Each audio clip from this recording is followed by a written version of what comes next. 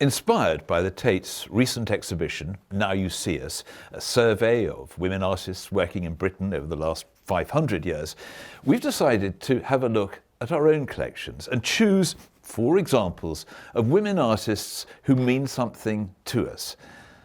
And we're going to start with a painter who is now very close to our heart, Mary Beale.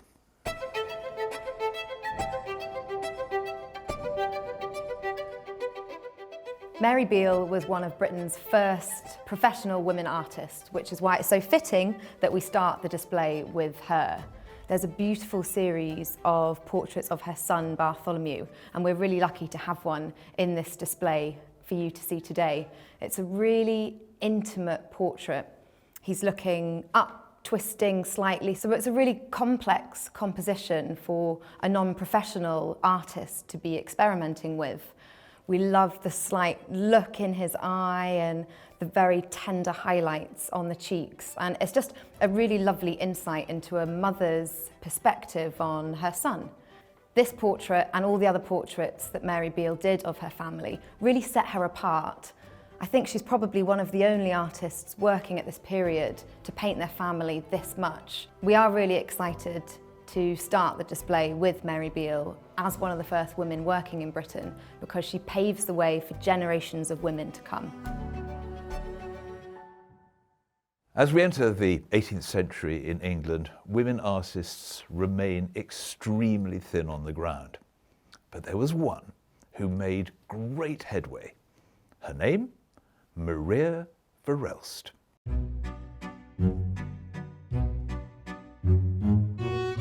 Maria Verelst was born into a family of artists, which had its benefits, and she received formal training from a very early age. She was well connected and highly skilled, and soon supporting herself as an artist. She had a very loyal set of clients who regularly commissioned her, and most of her patrons were in fact women. We've included in the display a portrait by Verelst which I think captures her distinctive style. She's known for these voluminous blue velvet dresses that occupy a significant portion of the picture space, and also the way the figures are immersed into a naturalistic setting. Notice particularly the grassy bank upon which the subject rests her hand.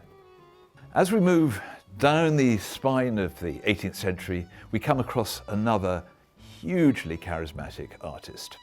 Her name was Sarah Biffin.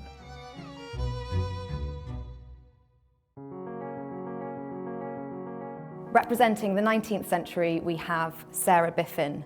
She's an artist that we are truly fascinated by at the gallery, and we've been researching her work for years. She had a quite unconventional beginning to her artistic career. She was born to a farming family in Somerset, and she made her name as an artist, not in an artist studio or as an apprentice, but on the fair circuit, travelling around Great Britain.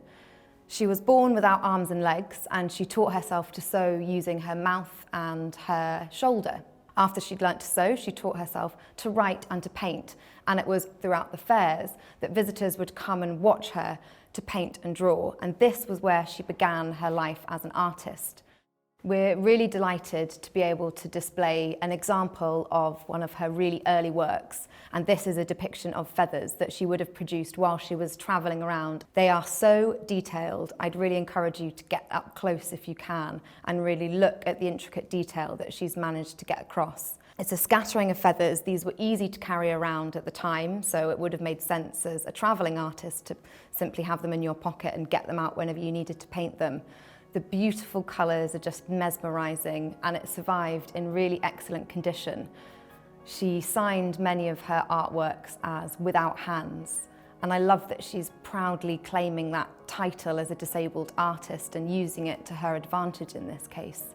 She was one of the most talked about artists of the period. There are numerous newspaper articles referencing her. She's even mentioned in Charles Dickens' novels, 4 of them.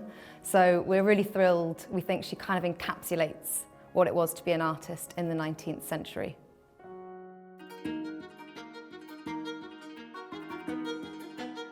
We end our short survey with an extremely well-known figure of the 20th century, Dame Laura Knight, the first elected woman member of the Royal Academy.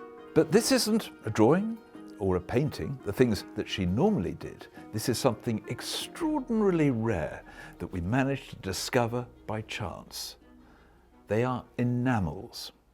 It was the jeweller Ella Napper who introduced Laura to the art of enamelling. They worked side by side in a studio in Lamorna in Cornwall. She had been captivated by the Russian ballet, attending every performance of the ballerina Anna Pavlova. What's also compelling about these enamels is just how tricky they were to make. They are done so by applying powdered glass to a metal surface and then firing it multiple times in a kiln. It was something that Knight miraculously mastered.